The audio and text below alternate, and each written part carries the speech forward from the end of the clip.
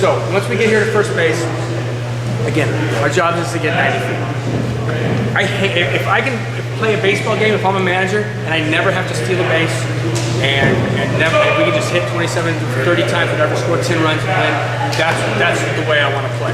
So I absolutely hate making outs on the base. I hate getting caught stealing second base. I think it's sort of like one of the worst things in baseball is when you got caught stealing second base and you don't have a bad chance. So we have to run smart. The next thing I hate worse is when pitchers don't do their job, don't hold you on, are allowing you to take second base, and we don't do it.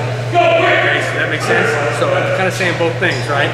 But the thing is, there's enough zero risk stolen bases out there to pay attention to like every time you steal, you're gonna make. Okay?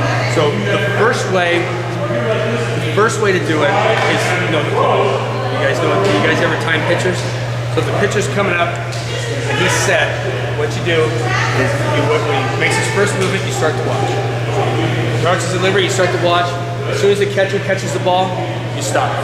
So in pro baseball, if the guy's a 1-3, that means he's really quick to the plate.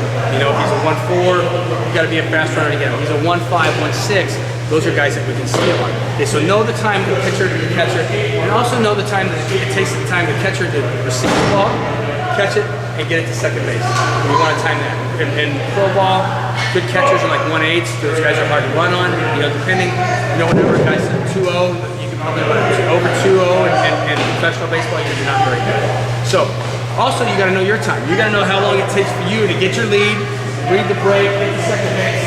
Okay, so if you're a 3.5 runner on a normal lead with a normal jump, it takes you to get from first to second, and the pitcher and the catcher's time add up to 3.7. What do we do? Run. What's the risk? Zero.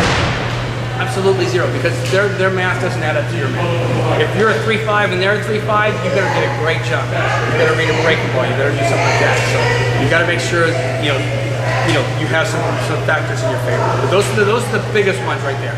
Is to know what the times the pitcher and the catcher and what your time is running. If you don't know, get your coach out there and time yourself and find out. Okay, does that make sense?